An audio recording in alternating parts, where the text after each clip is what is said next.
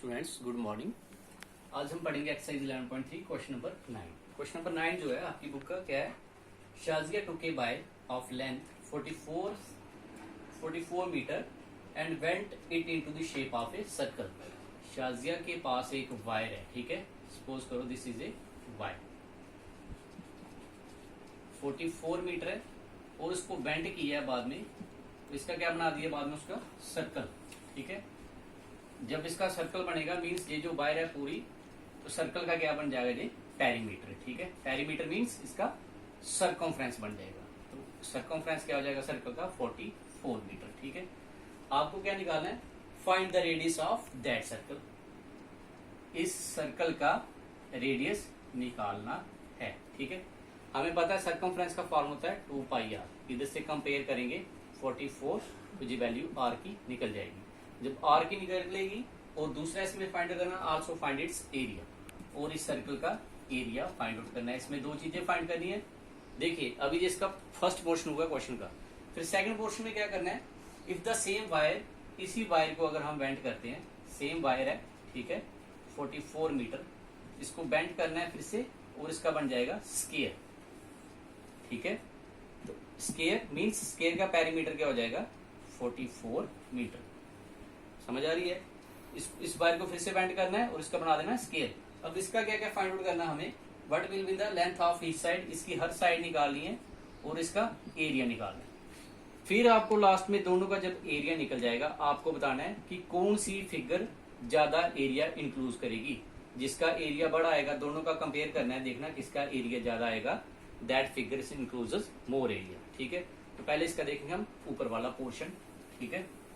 तो देखिए इसका सॉल्यूशन। सबसे पहले length of wire is equal to 44 metre, ठीक है। सिंस वायर इज वेंट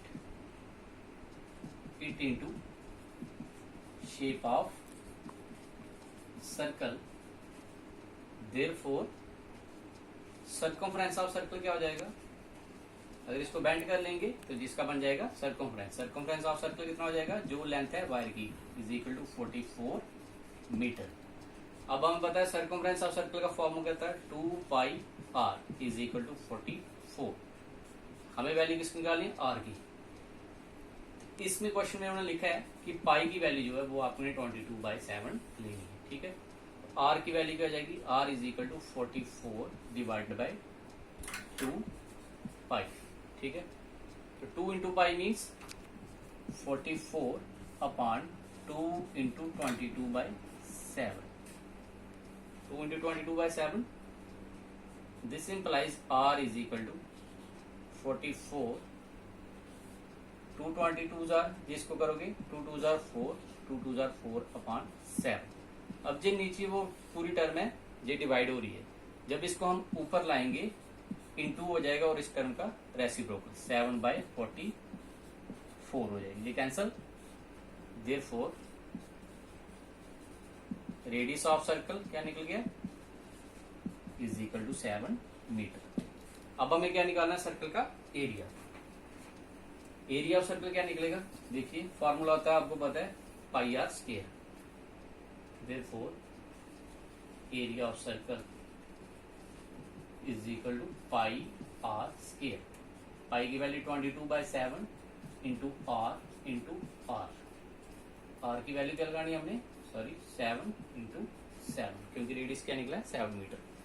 एक 7 कैंसिल हो जाएगा, दोनों को मल्टीप्लाई करके इतना आएगा 7 2 जार 14, 7 2 जार 14 और 1 50, 154 metre square, because it is the area. Area of circle क्या निकला 154, ये याद रखना, इसका लिख लो 154। अब देखिए इसी वायर को वेंट करना है हमने और क्या बनाना है, इसका स्केयर बन जाएगा।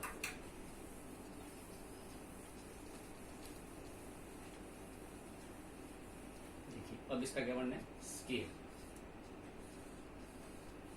सेकंड पोर्शन में इसका बन जाएगा से स्केयर, साइड निकालनी है हमें और इसका पेरीमीटर कितना हो जाएगा, अब जितनी लेंथ है वायर की। अगेन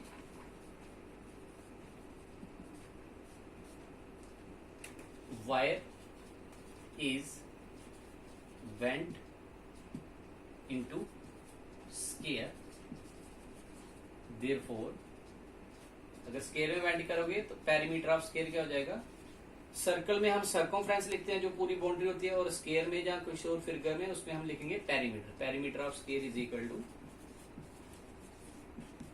हो जाएगा 44 मीटर।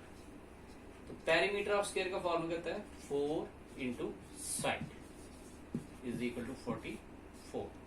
कैंसिल करो, हमें निकालनी है साइड की वैल्यू। तो 44, ये 4 डिवाइड मल्टीप्लाई हो रहा है, इधर डिवाइड, 4 1 जार 4, 4 1 जार 4, मीन्स साइड ऑफ स्केयर की वैल्यू क्या निकली, side of square is equal to 11 metre.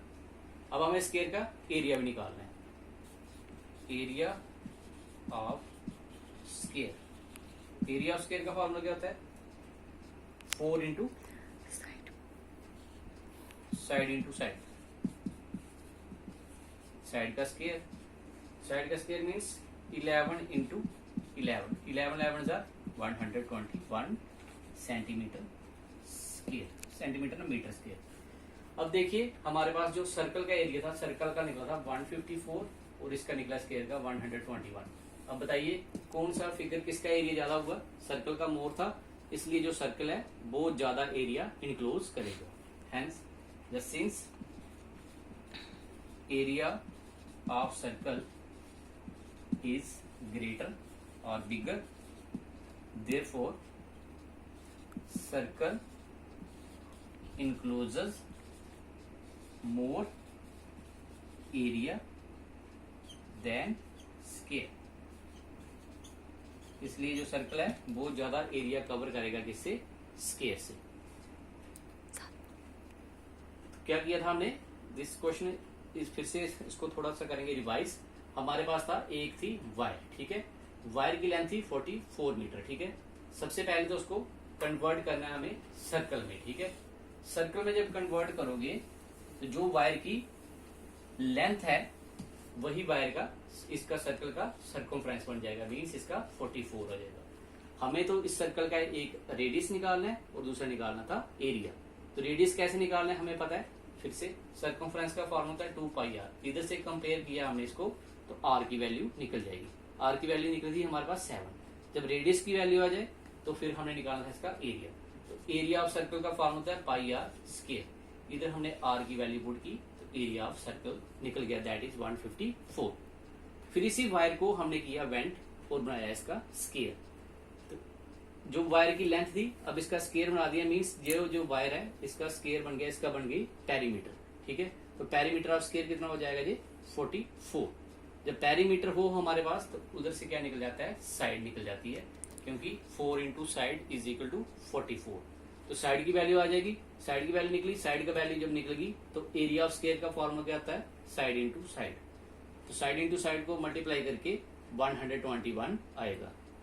फिर उसने पूछा था कि which figure encloses more area. हमारे पास दो फिगर थी, एक थी सर्कल और दूसरी थी स्केयर। अब देखा इसको कंपेयर किया, हमारे पास इसका एरिया आया था 154 और इसका आया था 121। अब आपको पता है 154 ज्यादा होता है, it means circle encloses more area. तो this completes your question number 9। बाकी हम करेंगे next time. Thank you, have a nice day.